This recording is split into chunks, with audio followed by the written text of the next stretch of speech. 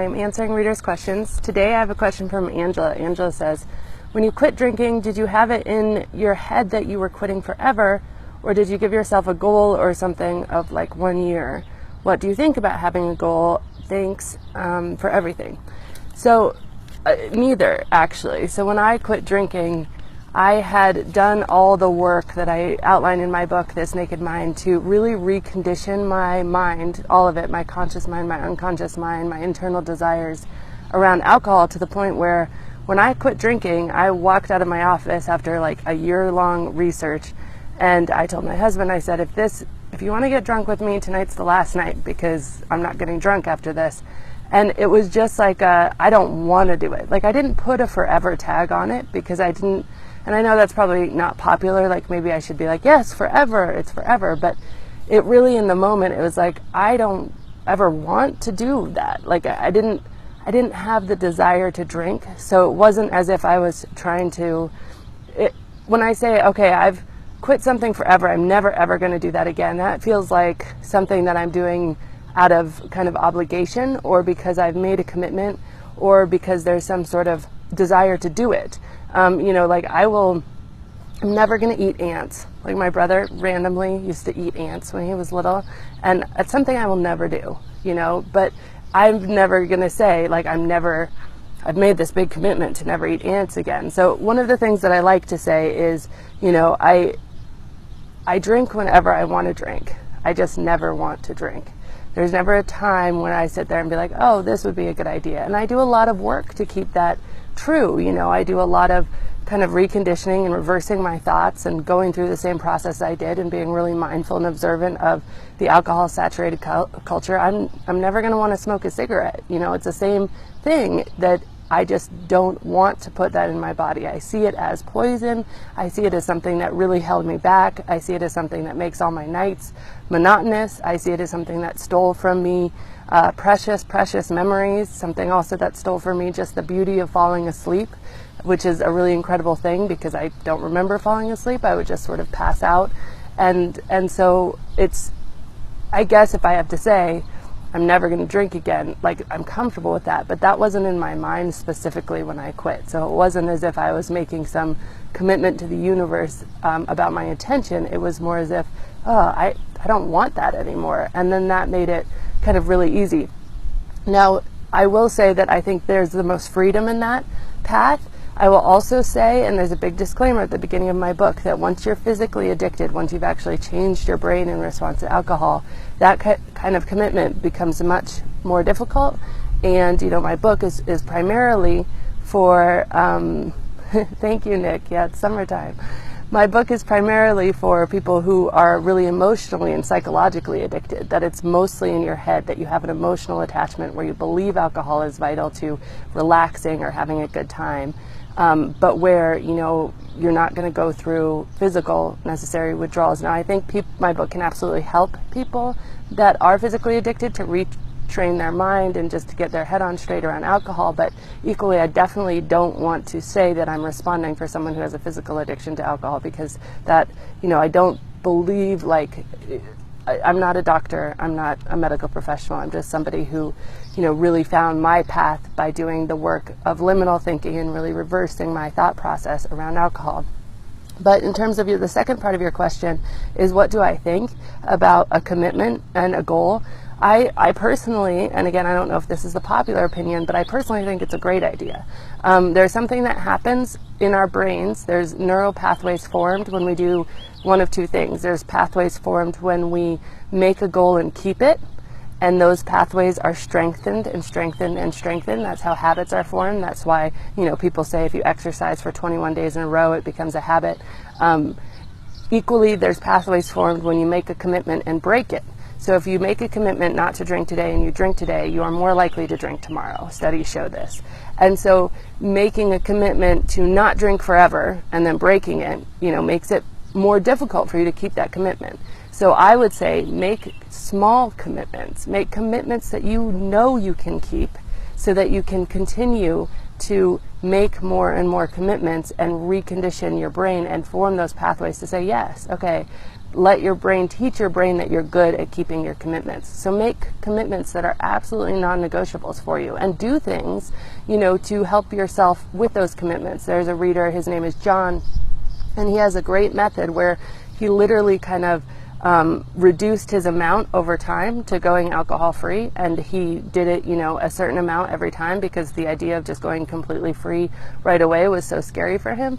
And he would do things to make sure that he had to keep that commitment. So if his limit, I think he started at 14 units and he got down to 0, but if his limit was 5 units for that day, he would only allow himself to have 5 units in the house, and then he would not, have somebody hide the keys. So he physically wasn't able to drink more than that, and so if your commitment is, I'm not going to drink today, or I'm going to drink less, or whatever, set yourself up for complete success, because successes are really powerful in your brain, and they really help you to kind of retrain that.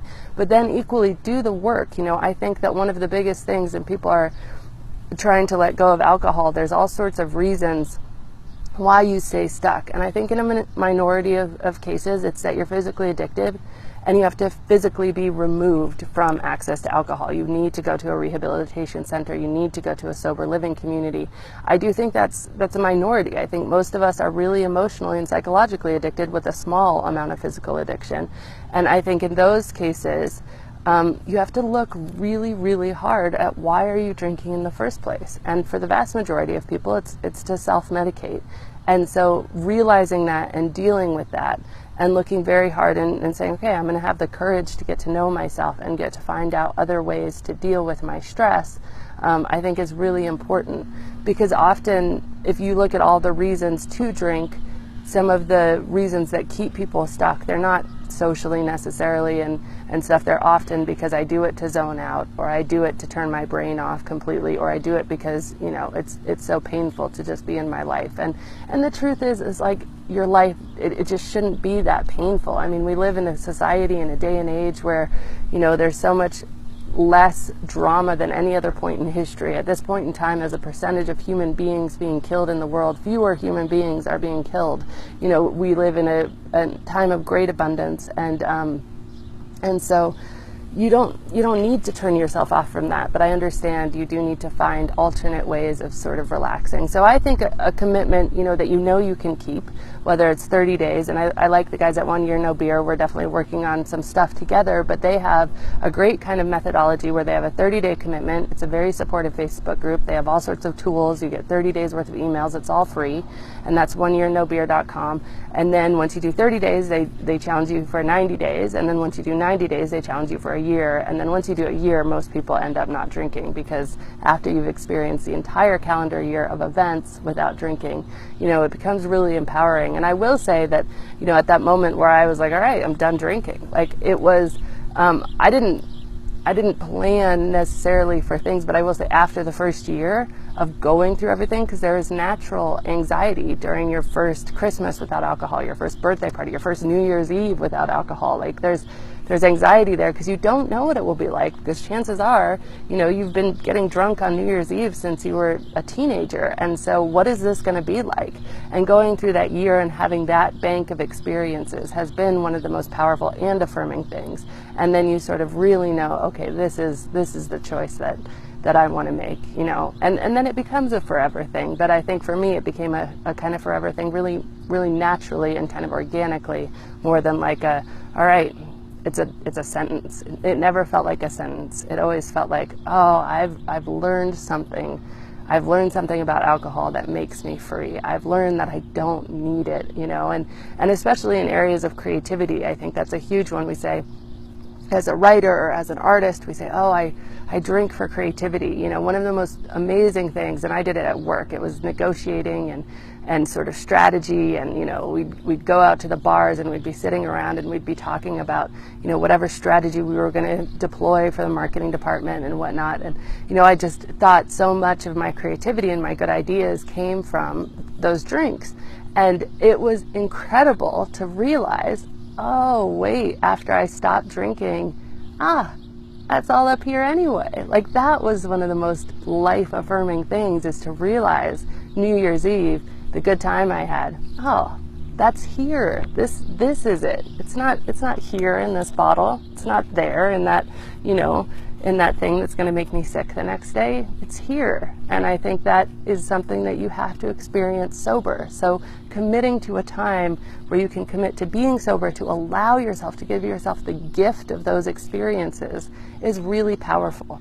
If you need to commit to a day and give yourself a beautiful, sober day. But equally, I think it needs to be at least a month because you just are going through withdrawals for at least the first 10 days. Even though we're not necessarily physically addicted to the point where we can't restrain ourselves if we see a bottle, I think there is definitely a physical element, and you are going through withdrawals. Your body is compensated for drinking every day, and you need to be able to purge that from your system, and there's a lot of sort of anxiety in doing that, and you need to get past that kind of month and then give yourself the gift of just trying things and doing things alcohol free. So I think if you can commit to a year and you can make that commitment to yourself with all your heart, I think that's a really beautiful thing. And I think on the other side of the year, you'll look back and you'll probably never want to do it again. And then hopefully organically, it becomes a forever thing. It becomes the right thing for you. So anyway, thank you so much, Angela. It's a great question. And again, this is Annie Grace, author of This Naked Mind. I've been traveling a lot. I'm going to continue traveling the entire month of July. So I have kind of a backlog of questions. So I apologize if I haven't answered yours yet, but please keep sending them. I'm going to keep track of every single one. I will answer every single question. So again, please keep sending them. This has been Annie Grace with This Naked Mind podcast. Thank you so much for listening. You can learn more at thisnakedmind.com. And please remember to rate, review, and subscribe, as it really helps us spread the word.